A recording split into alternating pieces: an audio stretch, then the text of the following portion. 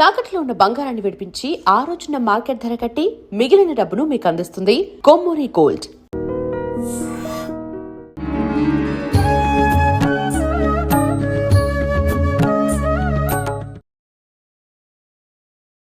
నమస్కారం, welcome to I dream. ధర్మ మార్గం విత్ విజిత కార్యక్రమానికి స్వాగతం. ప్రస్తుతం మనతో పాటు ఉన్నారు వీరు శ్రీ విద్యకు సంబంధించి మంత్ర యంత్ర తంత్రాలకు సంబంధించి దాదాపు 100కు పైగా పుస్తకాలు రాయటం జరిగింది. అదేవిధంగా మైసూర్ అవధూత దత్తపీఠానికి సంబంధించి ఆస్థాన పండితులుగా కూడా ఉండటం జరిగింది. వారే డాక్టర్ క్రోవి పార్థసారథి గారు. ఇప్పుడు గురుగారితో మాట్లాడి మరిన్ని విషయాలు తెలుసుకుందాం. నమస్కారం గురుగారు. గురుగారు, శ్రీరామనవమి రాబోతోంది. మరి శ్రీరామనవమి అంటే చాలా మంది నవమి రోజున స్వామికి ఎందుకు వివాహం చేశారు, మామూలుగా అయితే నవమి రోజున వివాహాలు చెయ్యరు కదా అనే వాళ్ళు ఉంటారు. తర్వాత ఎక్కడ ఏ సందు ఏ వాడ వదిలిపెట్టకుండా ఖచ్చితంగా ఆలయాల్లో కానివ్వండి, నార్మల్గా కూడా స్వామి కళ్యాణం చేస్తూనే ఉంటారు. ఏ విశేషానికి పాల్గొనకపోయినా శ్రీరాముల కళ్యాణం, సీతారాముల కళ్యాణం అంటే ఖచ్చితంగా అందరూ అటెండ్ అవుతూ ఉంటారు. మరి స్వామివారికి ముత్యాల తలంబ్రాలు అంటూ ఉంటారు. ఆ తలంబ్రాలకు కూడా చాలా విశిష్టత ఉంది.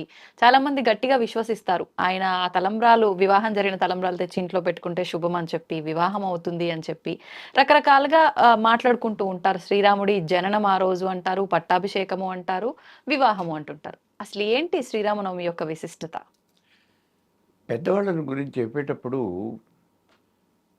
వాళ్ళకి జీవితంలో ఇంపార్టెంట్ ఈవెంట్స్ ఏవైతే ఉన్నాయో అవన్నీ ఒకే రోజున జరుగుతాయి అనేది ఒక నానుడి. ఒక్క పుట్టినటువంటి రోజు మనం చూద్దాం.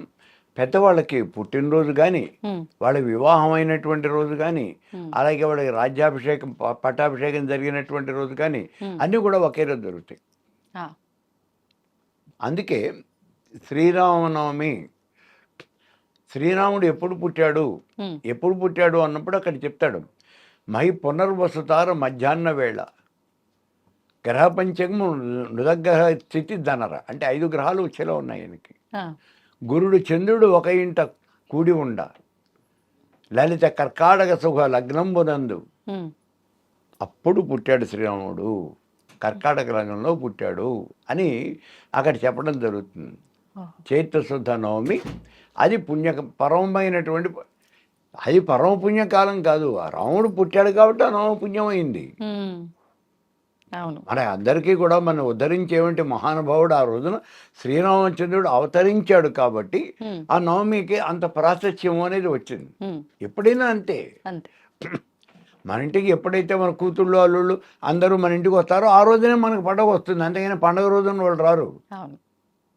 వాళ్ళు వచ్చే రోజే మనకు పండగ. అంతే ఇక్కడ. కాబట్టి శ్రీరామచంద్రుడు ఆవిర్భవించాడు కాబట్టి, అవతరించాడు కాబట్టి అది పండగ. ఇక మరి ఆ రోజునే ఆయన యొక్క కళ్యాణం చేస్తారు కదండి. ఇందాక మనం చెప్పుకున్నాం కదా, ఆ రోజునే ఆయన పట్టాభిషేకము జరుగుతుంది, ఆయన కళ్యాణము జరుగుతుంది. కళ్యాణం జరిగి సామాన్యంగా ఆ మర్నాడే ఆయనకి సామ్రాజ్య పట్టాభిషేకం అని చెప్పేసి చేయటం కూడా జరుగుతుంది. దేవాలయాల్లో అది కూడా చేస్తారు. సో ఇలా జరగటం అనేది ఇది ఒక సంప్రదాయంగా, ఒక శ్రీరామనవమే కాదు, మనకి జన్మాష్టమి అది కూడా అంతే. ఆ రోజున కూడా రుక్మిణీ కళ్యాణం అనేది చేస్తారు. ఇలా జరుగుతూ ఉంటుంది. ఇప్పుడు ఏమిటి శ్రీరామనవమి మీద మనకు వచ్చిన అనుమానం? మన అనుమానం ఏంటి? అంతే, అంటే రకరకాల అనుమానాలు. మరి ఎందుకు వివాహం నవమి రోజు ఎందుకు చేయాలి? నవమి రోజు వివాహం చేయకూడదు అని ఏం లేదు. మనం సామాన్యులు అలా కాదు. మనం ముహూర్తం చూసుకుంటాం. ఆ ముహూర్తం చూస్తే గ్రహముల యొక్క కలయిక కదా. ఇప్పుడు సామాన్యంగా మనం ముహూర్తం చూసేటప్పుడు ఆ లగ్నం ఏదైతే పెట్టుకుంటామో ఆ లగ్నానికి ఎవరి దృష్టి ఉన్నది అనే విషయం మనం చాలా జాగ్రత్తగా చూస్తాం. దానికి గురువు యొక్క దృష్టి ఉన్నది. గురువు యొక్క దృష్టి ఉన్నది అంటే అసలు అందులో ఎన్ని లోపాలు ఉన్నప్పటికీ 90% లోపాల వరకు కొట్టేట్లు పారేస్తాం. ఆ లగ్నానికి గురువు దృష్టి ఉన్నది అంటే మనకు అంత ప్రాశస్త్యం ఇచ్చేస్తున్నాం. అలాగే మిగిలినటువంటి గ్రహాలు కూడా వాటి యొక్క స్థితులను బట్టి ఆ లగ్నం చాలా గొప్పది అన్నాం. ఇప్పుడు ఇక్కడికి వచ్చేప్పటికీ ఎప్పుడు పుట్టాడైనా మహి పునర్వసుతార మధ్యాహ్న వేళ, పునర్వసు నక్షత్రంలో పుట్టాడు. మధ్యాహ్నం సమయంలో అభిజిన్ ముహూర్తంలో 12 గంటలకు పుట్టాడు. అందుకే మనం కళ్యాణం చేసేటప్పుడు కూడా చూడండి, రామకి సీతా కళ్యాణం మధ్యాహ్నం 12 గంటలకి యా. అప్పుడు చేస్తాం. ఏ రకమైనటువంటి ముహూర్తము లేకపోతే, మనకు ముహూర్తం దొరకకపోతే అభిజిన్ ముహూర్తంలో వివాహం చేసేయండి అన్నాడు. అసలు మీరేం చూడక్కర్లా.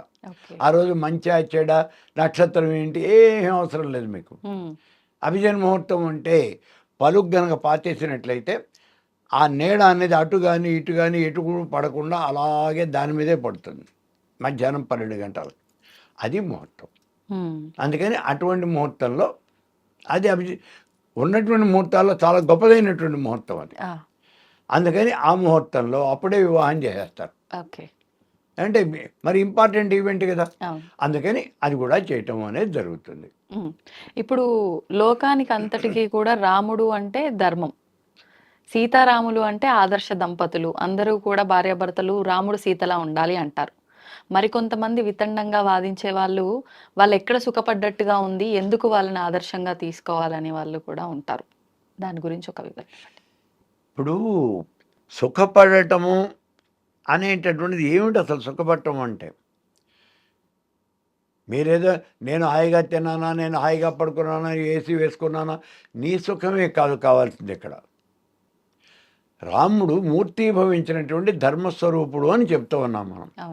ధర్మం అంటే లోకంలో మానవుడు ఎలా ఉండాలి, ఎలా ఎదగాలి, ఎలా చరించాలి, తల్లిదండ్రుల పట్ల ఏ రకమైనటువంటి బాధ్యతలు చూపాలి, అన్నదమ్ముల పట్ల ఎలా ఉండాలి, ప్రజల పట్ల ఎలా ఉండాలి, ఆయన చెప్పటం కాదు చేసి చూపించాడు. మీరు చెప్పినట్టుగా సీతారాములు కలిసి ఒక చోట ఉన్నటువంటిది ఇందాక కూడా మనం చెప్పుకున్నాం. ఎక్కడో వాళ్ళు ఎంతకాలం ఉన్నారు? పెళ్ళయి ఇక్కడికి రాగానే వనవాసాన్ని బొమ్మన్నారు, పోయారు. తిరిగి వచ్చిన తర్వాత మళ్ళీ సీతావనవాసానికి వెళ్ళిపోయింది ఆవిడ. మరి ఇంకెక్కడుంది? వాళ్ళిద్దరూ కలిసి జీవించినటువంటిది ఆ రోజులు తక్కువే, కానీ వాళ్ళు ఇద్దరూ కూడా ఒకళ్ళంటే ఒకళ్ళు కావాలి అనే అనుకున్నారు తప్పించి అక్కర్లేదు అనుకోలేదు. ఒకళ్ళ మీద ఒకళ్ళకి ఎనలేనటువంటి ప్రేమ, అభిమానము, ఆప్యాయత, అనురాగము ఇవన్నీ కూడా ఉన్నాయి.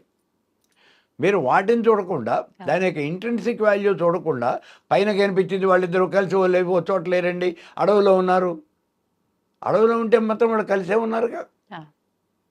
అడవిలో ఉన్నారు నిజమే, మీరు చెప్పినటువంటి లెక్కలన్నీ నిజమే, మేమేం కాదంటం లేదు. కానీ అడవికి కూడా ఎందుకు వెళ్ళారు? వాళ్ళు ధర్మాన్ని రక్షించడం కోసం వెళ్ళారు. అక్కడ సీతని అడవికి బొమ్మని ఎవరు చెప్పలా, రాముడు వెళ్ళాడు కాబట్టి రాముడితో పాటే సీత వెళ్ళింది. లక్ష్మణుడిని అడవులకి వెళ్ళమని చెప్పేసి కైకేయం కోరలా, కానీ రాముడికి సేవ చేయడం కోసం అని లక్ష్మణుడు సేవకా ధర్మంగా వెళ్ళాడు. అక్కడ మనం అర్థం చేసుకోవాల్సినటువంటి అవి వదిలిపెట్టేసి రాముడు ఎందుకు వెళ్ళాడు? పితృవాక్య పరిపాలన, అందుకని నేను అడవులకు పెడుతున్నాను అన్నాడు, వెళ్ళాడు. మీరు ఆ మాటలు వదిలిపెట్టేసి వాళ్ళిద్దరూ కలిసి ఉండలేదు కదా, ఇవే మీరు ఆలోచించాల్సింది. అది కాదు మనం ఆలోచించాల్సింది. అందులో ఉన్నటువంటి అసలు రహస్యాలు ఏమిటి, ఏం చెప్తోంది రామాయణం మనకి? రామాయణం చదవాలి అన్నాం. ఎందుకు చదవాలి?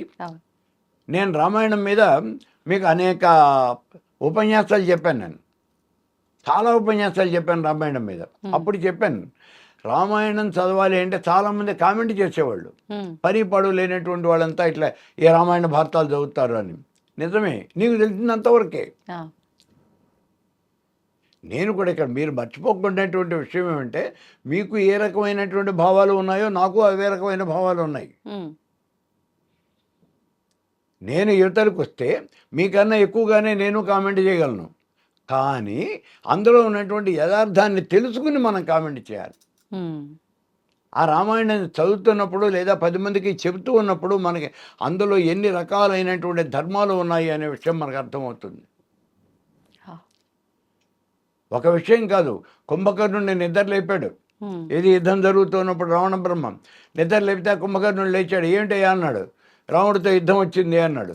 అప్పుడు కుంభకర్ణుడు చెప్పినటువంటి నీతి, రాజనీతి చెప్తాడు కుంభకర్ణుడు. ఏం చేయాలి, ఏం చేసావు అసలు నువ్వు? రావణుడిని బండబూతులు తిడతాడు అనగారిని.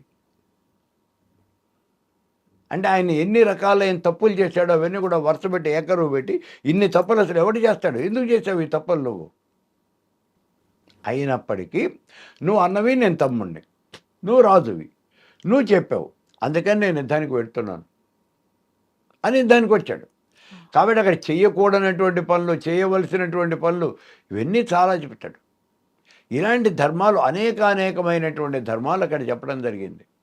రాముడు అంటే మూర్తి భవించినటువంటి ధర్మస్వరూపుడు, పురుషోత్తముడు అని చెప్తున్నాం కదా. మనం ఇన్ని మాటలు చెప్పాం. ఆయన ప్రాణానికి ప్రాణంగా భావించినటువంటి ఆయన భార్యని ఎవడో ఏదో అన్నాడు అని చెప్పేసి రాజ్యం కోసమని, దేశం కోసమని, ప్రజల కోసమని భార్యను త్యాగం చేశాడు. అదే నువ్వు చేస్తావా? చేయవు కదా. వాళ్ళంతా ఎట్లా పోతే నాకేదో, నాకు అపరం నా బాగుంటే చాలు అని నువ్వు ఆలోచిస్తావు. కానీ రాముడు అలా ఆలోచించలేదు. అందుకే ఆయన ధర్మపురుషుడు అయ్యాడు. ఆయన విగ్రహాన్ని వాడలో మనం పూజ చేస్తున్నామంటే అసలు రామాలయం లేనటువంటి ఊరు ఏదైనా ఉంటుందా? మరి అంత గొప్పవాడు ఎలా అయ్యాడు? ఇగో ఇలాంటి పనులు చేయటం వల్లనే ఆయన అన్నింటినీ వదిలిపెట్టి దేశం కోసం, ప్రజల కోసం, ప్రజల యొక్క సుఖశాంతులే నాకు కావాలి, వాళ్ళు సుభిక్షంగా ఉండాలి. అదే రాముడు చెప్పినటువంటిది. ఆయన ఊరికే కూర్చుని చెప్పడం కాదు, చేసి చూపించాడు. ప్రతి బిట్టులోనూ, ప్రతి అణువున కూడా ఈ రకంగా ఉండాలి, శత్రువుని కూడా క్షమించేటువంటి గుణం ఉన్నది అన్నాడు. యుద్ధం జరుగుతున్నప్పుడు రావణ బ్రహ్మ యొక్క రథం విరిగిపోయింది, సారథి చచ్చిపోయాడు, గుర్రాలు చచ్చిపోయినాయి, ఏమీ లేదు. ఆయన నిరాయుధుడై, ధనుసు విరిగిపోయింది, నిరాయుధుడై నేల మీద నుంచుని ఉన్నాడు. అప్పుడు చెప్పాడు, నిన్ను సంహరించడం అనేది నాకు ఇప్పుడు చిటికీలో పని, కానీ నేను ఆ పని చేయను. నువ్వు వెళ్ళు, నువ్వు నిరాయుధుడివి, వెళ్ళు, ఆయుధాలు తెచ్చుకో, మళ్ళీ బలాన్ని తెచ్చుకో, నేడు పోయి రేపు రా, వెళ్ళిపోయి మళ్ళీ సైన్యాన్ని వెంట పెట్టుకుని రా యుద్ధం చేయడానికి. మరి ఎవరైనా చేస్తారా? మరి శత్రువు అలా చేసి దొరికినప్పుడు అదే రావణ బ్రహ్మ అయితే చేసేవాడా? అదే రావణ బ్రహ్మకి రాముడే కనుక అలా దొరికితే వెంటనే నరికేవట్లు పారేసేవాడు కదా. ఖచ్చితంగా. అందుకే రాముడు దేవుడయ్యాడు. మనం ఇలా అయిపోయినాం. మన ఊరికే ప్రశ్నలు వేస్తూ ఉంటాం. మనం ప్రశ్నలు ఎందుకు వేస్తూ ఉంటాం అంటే మనని 10 మంది గుర్తించాలి కాబట్టి. మనం ఏదో గొప్పగా అడిగాం కదా, అవతల వాడు సమాధానం చెప్పలేని ప్రశ్న మనం వేసాం కదా అని చెప్పి మనం అనుకోవటం కోసమని 10 మంది మన ఇలా అనుకోవాలి ఈ భావంతో ఎప్పుడు అలా అడగద్దు. అందులో ఉన్నటువంటి నిజాలు అసలు ఏం చెప్పారు ఇందులో ఒక్క విషయాన్ని ఆలోచిస్తే రామాయణం ఎందుకు చదవాలి అనే విషయం మనకి చాలా గొప్పదైనటువంటి గ్రంథం. అనేకమైనటువంటి విషయాలు చెప్తే అంతా ధర్మాలే చెప్పింది. ఏ రకంగా ఉండాలి, మానవుడు ఏ రకంగా అసలు బతకాలి. మనం అంతా ఇవాళ అనుకుంటూ ఉంటాం, ఇది రామరాజ్యం కావాలి, రామరాజ్యం. ఏమిటా రామరాజ్యం అంటే? ఊరికే బోర్డు రాయంగానే సరిపోతున్నా రామరాజ్యం అని కాదు కదా. ఆ రోజున ఏం జరిగిందో ఇవాళ అలా జరగాలి. మరి అటువంటివన్నీ మనం చేయాలి. ఎవరికైనా కష్టం వచ్చినప్పుడు నోరెత్తి రామా అని అంటే ఆ కష్టం తీర్చేవాడు అని చెప్తున్నారు. మరి అటువంటి గవర్నమెంటు, అటువంటి పరిస్థితులు మనకి రావాలి అనే మనం కోరుతున్నాం. ఇప్పుడు మన మోడీ గవర్నమెంట్ చెప్తాను కదా, అదే కదా, ఆ రామరాజ్యం రావాలి అంటే మనం ప్రయత్నం చేయాలి, మనలో కూడా మార్పు రావాలి. అదే చెప్తూ ఉన్నది. మనం అంతా కలిసికట్టుగా కనుక పనిచేస్తే ఆ మార్పు అనేది వస్తుంది. మన యొక్క మన ప్రవర్తన అనేది మారాలి, మనకి మొరాలిటీ అనేది రావాలి. ఆ మొరాలిటీకే ఇంపార్టెన్స్ ఇచ్చాడు రామాయణ భారతాల్లో, రెండింటిలోనూ కూడా. మొరాలిటీ లోపించింది కాబట్టే భారతంలో మొత్తం 18 అక్షోహిణి సైన్యాన్ని నరికవతల పారేయడం జరిగింది. ఇంకా ప్రక్షాళన చేయడానికి అసలు ఎక్కడ అవకాశం అనేది అక్కడ దొరకల. ఇక్కడ కూడా ప్రయత్నం చేశారు, ఆఖరి నిమిషం దాకా ప్రయత్నం చేశాడు.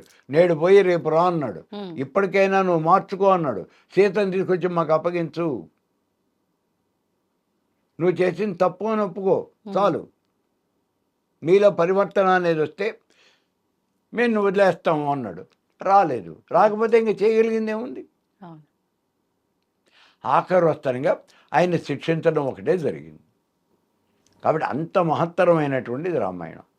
రామాయణాన్ని వినటం వల్ల మనకేం వస్తుంది, రామాయణం మనకేం చెప్తుంది? జనం ఏం పిచ్చాళ్ళు కాదు. రామాయణం మనకి ఏమీ చెప్పకపోతే ఇంతమంది తీసినటువంటి సినిమాని మళ్ళీ తీసి డైరెక్టర్లు మారుతున్నారు, యాక్టర్స్ మారుతున్నారు, అంతేగాని కథ అదే కదా, ఇతివృత్తం అదే. మరి ప్రతిసారి సూపర్ హిట్ అవుతూనే ఉంది. మీరు ఎన్నిసార్లు తీసినా రామాయణాన్ని జనం చూస్తూనే ఉన్నారు. కారణం అందులో ఉండే నీతి, న్యాయం అవన్నీ కూడా ప్రజలకు బాగా పడతాయి. మరి వాళ్ళు ఆచరించట్లేదు కదా అంటే సామాజిక విప్లవం రావాలి. అందరూ అనుకోవాలి ఆచరించాలి అని. ఒకడు అనుకుంటే ఉపయోగం ఏంటి? 10 మంది అనుకుంటే అప్పుడు మనకి రామరాజ్యం అనేది వస్తుంది. అంటే ఈ రామరాజ్యం తీసుకురావటం కోసమే ఈ వీధి వాడవాడ ఈ కళ్యాణాలు చేయటం ఇవన్నీ అనుకోవచ్చా గురుగారు? ఎందుకు ఈ రామరాజ్యం వీధి వాడవాడ ఇట్లా ఈ కళ్యాణాలు చేయటంలో మనకు ఆంతర్యం ఏమిటి అంటే, పూర్వకాలంలో మనకి సంఘీభావం అనేది తక్కువగా ఉండేది. ప్రత్యేకించి బ్రిటిష్ వాళ్ళు పరిపాలిస్తున్నటువంటి రోజుల్లో అప్పుడు ఈ స్వాతంత్రోద్యమం అనేది బాగా ఉండేది కదా. ఆ సమయంలో ముందు గణపతి ఉత్సవాల్ని ఆయన బాలగంగాధర్ తిలక్ ఆ రోజు ఆయన ప్రారంభం చేశాడు. ప్రతి దీంట్లోనూ కూడా, ప్రతి వీధిలోనూ కూడా గణపతి ఉత్సవాలు, గణపతి నవరాత్రులు జరిపించండి అన్నాడు. ఎందుకు గణపతి నవరాత్రులు జరిపించమన్నాడు? 10 మంది ఆ ప్రాంతాల్లో ఉన్న వాళ్ళంతా ఒక చోట పోగొతారు, మీకు అందరికీ యూనిటీ అనేది పెరుగుతుంది, అందుకని గణపతి ఉత్సవాలు జరిపించండి అన్నాడు. అలాగే నవమి ఉత్సవాలు, మనం బజార్లో పందేళ్ళు వేసి జరిపే ఉత్సవాలన్నీ కూడా వీటి కోసమే, యూనిటీ రావటం కోసం. మనం ఇంతమంది ఉన్నాము, అసలు మన బజార్లో ఎంతమంది ఉన్నారో మనకు తెలీదు. ఒకసారి ఏదో ఒక మూమెంట్ వచ్చింది, అప్పుడు అన్నీ బంద్ అయిపోయినాయి. 2 రోజులు 3 రోజులు అంతా మాకు విజయవాడ మొత్తం బంద్ అయిపోయింది. ఆ బంద్ అయిపోయినటువంటి సమయంలో ఆ సాయంత్రం పాటు అందరూ ఒక చోట వచ్చి చేరారు, ఏమిటో జరిగిపోతుంది అని. అప్పుడు ఒక ఆయన అంటున్నాడు, ఏంటి వీళ్ళంతా మనసందులో ఉండేవాళ్ళేనా? అసలు ఇంతమంది ఉన్నారు అనే సంగతి మాకు ఇంతవరకు తెలియదండి. ఎందుకు తెలుస్తుంది? తెల్లవారు లేవగానే ఎవడి పని చూసుకోవడానికి వాడు పరిగెత్తేస్తున్నాడు. రాత్రిపూట ఎవడికి వీలైనప్పుడు వాడి ఇంటికి వస్తున్నాడు. కాబట్టి మన ఇంట్లో పక్కింట్లో ఎవడున్నాడో కూడా మనకి తెలియదు. మరి మనకి ఈ సంఘీభావం రావాలి అంటే వాళ్ళంతా ఒక చోట కలవాలి. ఎట్లా కలుస్తారు? అందుకోసమే ఈ అయ్యప్ప స్వామి దీక్షలు పెట్టి భజనలు చేసిన, లేకపోతే గణపతి నవరాత్రులు, శ్రీరామనవమి పందిట్లు, లేదా ఇప్పుడు అమ్మవారి యొక్క శరన్నవరాత్రుల్లో ఇవి వేయటం కూడా జరుగుతుంది. ఇట్లాంటి కార్యక్రమాలను చేసి మనమంతా 10 మంది ఒక చోట కూర్చొని మేమంతా ఉన్నాము అని సంఘీభావం తెలుసుకోవడం కోసం, దానికోసమే ఈ కార్యక్రమాలన్నీ కూడా జరుగుతూ ఉంటాయి. ఇప్పుడు ఈ తలంబ్రాలకు సంబంధించి కూడా విశ్వాసం ఉంది అంటే దాని గురించి ఉంది. తలంబ్రాలు భద్రాచలంలో ఇప్పుడు శుభమైనటువంటివి మనం కనుక వాడుకున్నట్లయితే మనకు కూడా శుభం జరుగుతుంది అని ఒక నమ్మకం ఉంది. అంటే భద్రాచలంలో అక్కడ రామ కళ్యాణం, రాముడికి తలంబ్రాలు, ఆయనకి పోసినట్టు అక్కడ ముత్యాల తలంబ్రాలు కూడా పోయటం జరుగుతుంది. ఆయనకు పోసినటువంటి ఆ తలంబరాలు తెచ్చుకుని పెళ్లికి కావలసినటువంటి పిల్లలు ఎవరైనా ఉంటే వాళ్ళ నెత్తిన కనుక ఆ అక్షతల కింద వేసినట్లయితే వాళ్ళకి సంవత్సరం తిరగకుండా వివాహం జరుగుతుంది అని ఒక నమ్మకం అనేది ఉంది. నమ్మకం అనేది ఒట్టిగా రాదు. అలా అక్షతలు వేస్తే ఎవరికో కొంతమందికైనా జరిగింది గతంలో, కాబట్టి అది నమ్మకం అనేది ఉంది. కాబట్టి అంత నమ్మకం ఉంది. అందులో ఇంకోటి, ఆ తలంబరాలు వాళ్ళు పోయటంలో అవి మామూలుగా బియ్యము అంటే మనకి తెలిసేదో మరలో పోసేసే ధాన్యాన్ని బియ్యం పట్టుకొస్తాం, లేకపోతే దంపిన బియ్యం పట్టుకొస్తాం. కానీ ఇక్కడ అలా కాదు. కొంతమంది ఆ తత్పరత, తాదాత్మ్యత, రాముడు అంటే విపరీతమైనటువంటి భక్తి ఉన్నటువంటి వాళ్ళు ఉన్నారు, సామాన్యం కాదు. వాళ్ళు ధాన్యాన్ని ముందు పోసుకుని చేత్తో ఒలుస్తారు. వాళ్ళు ఈ ధాన్యం మీద ఉండే పొల్లుని చేత్తో ఒలిచి ఆ గింజ తీసి ఆ పక్కన పెడతారు. అలా పక్కన పెట్టినటువంటి గింజలే ధాన్యపు గింజలు, అవే బియ్యపు గింజలు. వాటినే ఇక్కడ ఈ తలంబ్రాలుగా వాడటం అనేది జరుగుతుంది.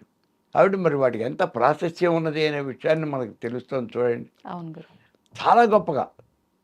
అయితే దీంట్లో ముత్యాల తలంబరాలు, ఉమ్, ముత్యాలు కూడా తలంబరాలుగా పోసేవంటి ఆచారం. ఇప్పుడు మన వాళ్ళు పెళ్ళిళ్ళలో మనకి పోస్తూనే ఉన్నారు కదా, అవును. అవేవో అనేక Plastic. రకాలు కలిపి అవన్నీ కూడా ఎత్తినెత్తిని పోస్తూ ఉన్నారు. సో అట్లా ముత్యాల తలంబరాలు పోసేవంటి ఆచారం కూడా అక్కడ ఉంది. ఆ ముత్యాలు ప్రత్యేకంగా సప్లై చేసేవాళ్ళు ఉన్నారు. ఆ, తర్వాత ఇక్కడ మనకి ఒక ముఖ్యమైనటువంటి విషయం ఏంటంటే గవర్నమెంట్, మన యొక్క గవర్నమెంటే ఆ తలంబరాలు అవి కూడా తీసుకొస్తుంది అక్కడికి. ఉమ్, ఉమ్, గవర్నమెంట్ తరఫున ముఖ్యమంత్రి కానీ లేకపోతే ఇతర ఆ దేవాదాయ మంత్రి ఎవరో ఆ కన్సర్న్ పీపుల్ ఆ ముత్యాల తలంబరాలు అవి తీసుకురావటం, వాళ్ళు కూడా వచ్చి అఫీషియల్గా అక్కడ ఆ వివాహానికి ఆ వివాహ తంతువుకి అటెండ్ అవ్వటం. అందులో రాముడి యొక్క కళ్యాణం అన్నప్పుడు భద్రాద్రి మనకి, అవును. ఆ భద్రాచలంలో జరిగే కళ్యాణం గుళ్ళో జరగదు, ఉమ్, అది నడి రోడ్డు మీద చేస్తారు. ఉమ్, ఎందుకనంటే అందరికీ చూడటానికి వీలుగా, అవును. అందరూ కూడా ఆ కళ్యాణాన్ని డైరెక్ట్గా చూడటానికి వీలుగా వాళ్ళు 4 రోడ్లు కలిసే ఉండే కూటమిలో ఒక పెద్ద ఈ ఏర్పాట్లన్నీ భారీగా చేసి అక్కడ కళ్యాణం చేయటం అనేది జరుగుతుంది. అంటే అందరికీ కూడా ఆ ప్రయోజనం కల్పించడం అనేది జరుగుతుంది. ఉమ్, ఇలా ఈ కళ్యాణం అనేది జరుగుతుంది. స్వామివారికి పట్టు వస్త్రాలు పట్టుకొస్తారు గవర్నమెంట్ వాళ్ళు, అవును. పట్టుకొస్తారు. అయితే ఏమంటే ఇంత కళ్యాణం జరుగుతుంటే కొన్ని ఎప్పుడైనా ఉంటాయర్రా, దుష్టశక్తులు అనేవి ఎప్పుడైనా ఉంటాయి. ఉమ్, మనం ఏదైనా ఒక మంచి పని చేస్తున్నాము అంటే, ఎందుకంటే ఇప్పుడు ఒక చిన్న విషయాన్ని మనం చూస్తే, మోడీ ఇదివరకు ఒకసారి పాకిస్తాన్ మీద ఏదో ఒక సర్జికల్ ఫైట్ అని చెప్పేసి వాళ్ళు ఏదో ఇచ్చేశారు. ఆ చేసి ఇట్లా మనం చేసాము, ఇందులో మనం గెలిచాము అని చెప్పేసి వాళ్ళు పార్లమెంట్లో అనౌన్స్ చేశారు. ఉమ్, చాలా బాగుంది అని అందరూ మెచ్చుకున్నారు.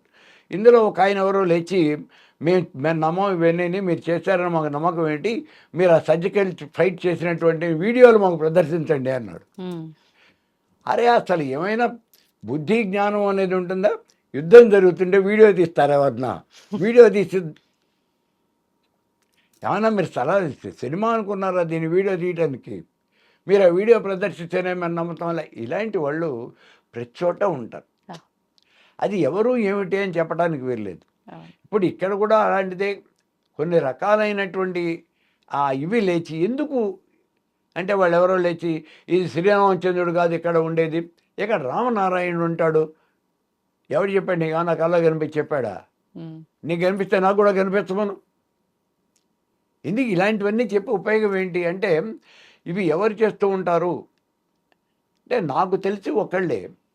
ఎవరు అంటే, ఎవరికైతే పేరు ప్రతిష్ట అనేవి బయట 10 మంది చెప్పుకోవడం మానేస్తారో వాళ్ళంతా వాళ్ళ నేమ్ మళ్ళీ ఫ్లోట్ చేసుకోవడం కోసం ఇట్లాంటి మాటలన్నీ మాట్లాడుతూ ఉంటారు. వాళ్ళ పేరు బయటికి రావాలి, 10 మంది వాళ్ళని చెప్పుకోవాలి. ఎలా చెప్పుకుంటారు? అందుకని ఇట్లాంటి పనులన్నీ చేస్తూ ఉంటారు. ఏదో మనకి నా చిన్నప్పుడు వాళ్ళు ఎవరో కథ చెప్తూ ఉండేవాళ్ళు. వాళ్ళ నాన్న వాడు ఊళ్ళో ఒక వెధవ, రోడ్డు ఒక పనికిరాని వెధవుడు ఉన్నాడు. వాళ్ళ నాన్న వీడికైనా వెధవ. వాడు చచ్చిపోతూ కొడుకు మాట చెప్పాటరే, నీకైనా నేను గొప్పవాడినే, నువ్వు అనిపించాలరా ఊళ్ళోనూ అని. సరేను అన్నాడు. వీడికి ఎలా అనిపించాలో తెలియదా. వాళ్ళ నాన్న మంచివాడని అనిపించాలట. అసలు మంచితనం ఎలా చేస్తే మంచివాడు అవుతాడు వీడికి తెలియదు. ఎలాగా చాలా రోజులు ఆలోచించాడు. ఆలోచించగా వాడికి ఒక చిన్న ఆలోచన అనేది తట్టింది. మీరు అయిందా భావించకండి, నేను ఆ ఆలోచన కూడా ఏదో చెప్పేస్తాను. ఆ ఊళ్ళో ఊరి చివర ఒక మంచినీళ్ళ బావి ఉండేది. పొద్దున్నే ఆ బావికి చుట్టూ పళ్ళెం కట్టేసి ఉంటుంది. ఊళ్ళో ఉన్న వాళ్ళందరూ కూడా వచ్చి పొద్దున్నే ఆ బావిలోంచి నీళ్లు తోడుకుని ఇంటికి తీసుకెళ్తారు. అవే మంచినీళ్ళు. వీడు ఆలోచించాడు. వీళ్ళ నాన్న పొద్దున్నే చెంబట్టుకుని ఆ బావి దగ్గరలో అక్కడికి పోయి వీడి పనులన్నీ కానిస్తుండేవాడు. ఆ వచ్చిన వాళ్ళు అక్కడ ఉన్నటువంటి ఆడవాళ్ళంతా వాడిని తిట్టుకుంటూ ఉండేవాళ్ళు. మరి వాడే మంచివాడు అనిపించాలి. ఆ మర్నాడు వీడి చెంబట్టుకుని ఆ బావి పక్కన అక్కడే కూర్చున్నట్టు వాడు. అప్పుడు వాళ్ళు అన్నారు, డోరే వీడికైనా వీళ్ళ నాన్న రా బాబు, అక్కడ తెచ్చేవాడు, వీడు ఎక్కడే వస్తున్నాడు అని. అలా సో ఇట్లా ఏదో ఒక రకంగా వాడి పేరు పైకి రావాలి అనేటువంటి ఉద్దేశంతో, అది కుటిలమైన ఆలోచన అంటారా ఏమో నాకు తెలీదు, దాన్ని ఏమంటారో నాకు తెలియదు. మొత్తానికి ఎలా వచ్చినప్పటికీ కూడా ఇట్లాంటి నీచ నికృష్టమైనటువంటి ఆలోచనలు చేసేవాళ్ళు అలాగూ కొంతమంది ఉన్నారు. మన ఎవరో అడిగారు, అదేంటండి ఇప్పుడు భద్రాచలంలో ఆయన రామనారాయణ అంటున్నారు ఏంటండి, ఈయన ఎక్కడి నుంచి వచ్చాయండి రామనారాయణ? ఎక్కడి నుంచి వచ్చారో చెప్పేవాళ్ళకే తెలియాలి. ఏమి ఇదంతా ఏమంటే వాళ్ళ పేరు చెప్పాను కదా, వాళ్ళ పేరు పడిపోతుంది అని, వాళ్ళు ఎవరిని గుర్తించడం లేదని, వాళ్ళే వైష్ణవాన్ని ఏదో అక్కడ ఉద్ధరిస్తున్నట్టు అని, ఎంత ఒక పిచ్చి ఆలోచన, అంత తప్పించి ఇంకేం లేదు. ఉన్నటువంటి దానిలో don't split in the flowing water అని చెప్పి చెప్తారు చూడండి, ప్రవహించే నీళ్ళలో ఉమ్మేయకండి అని. అట్లాంటి పనులు చేసేవాళ్ళు, వాళ్ళ వల్ల ఇటువంటి ప్రాబ్లమ్స్ అనేవి వస్తూ ఉంటాయి తప్పించి లేకపోతే అలా ఏమి ఉండదు. శ్రీరామచంద్రుడి కళ్యాణం అంటే ఇది కేవలం వైష్ణవులు చేసేదే కాదు. వాడవాడలా పందెళ్ళు వేసి వైష్ణవులే చేయటం లేదు ఇక్కడ. అసలు ముందు మనం గుర్తించాల్సిన విషయం, మనం స్మార్తులం, శివకేశవులకి భేదం అనేది లేదు. మనం ఇద్దరినీ ఒకే రకంగా పూజ చేస్తాం. శివాయ విష్ణు రూపాయ శివరూపాయ విష్ణవే అంటాం. శివస్య హృదయం విష్ణువు విష్ణువస్య హృదయం శివ అంటాం. యథా శివమయో విష్ణు ఏవం విష్ణుమయ శివ అంటాం. అలాగే రుద్రోపనిషత్తు అని ఒక ఉపనిషత్తు ఉంది, అందులో చెబుతాడు, ఎవడైతే విష్ణువుని ద్వేషిస్తున్నాడో వాడు శివుణ్ణి కూడా ద్వేషించినట్టే. అది శివుల యొక్క ఉపనిషత్తు, రుద్రోపనిషత్తు. విష్ణువుని ద్వేషించద్దు అని చెప్తున్నాడు అందులో. ఎవరైతే విష్ణువుని ద్వేషిస్తున్నాడో వాడు శివుణ్ణి కూడా ద్వేషించినట్టే. ఎవడైతే శివుణ్ణి ద్వేషిస్తాడో వాడు విష్ణువుని కూడా ద్వేషించినట్టే. అలా మీరు ఎప్పుడూ చేయొద్దు, ఇద్దరూ ఒకటే, శివకేశవులకు భేదం లేదు అనే విషయాన్ని చెప్తున్నారు. ఆ మాటను గుర్తుపెట్టుకునే ఇవాళ మనం ఆ భద్రాచలంలో కళ్యాణం చేసినా, లేకపోతే శ్రీశైలంలో కళ్యాణం చేసినా, కాళహస్తిలో కళ్యాణం చేసినా, ఎక్కడైనా పరమాత్మ స్వరూపం ఒకటేను అనే విషయాన్ని గుర్తుపెట్టుకుని మనం ఈ పనులు చేస్తున్నాం. కాబట్టి అటువంటి పనులు ఏదో జనం ఒక బాటను పోతూ ఒక మంచి పని చేస్తూ ఉన్నప్పుడు అవి చెడగొట్టాలి అనే ప్రయత్నాలు చేసేటువంటి వాళ్ళకి ఆ భగవంతుడే సద్బుద్ధి ప్రసాదించాలి అని మనం ప్రార్థించడం తప్పించి అంతకన్నా మనం చేయగలిగింది ఏం లేదు. ధన్యవాదాలు గురుగారు. జై శ్రీరామ్.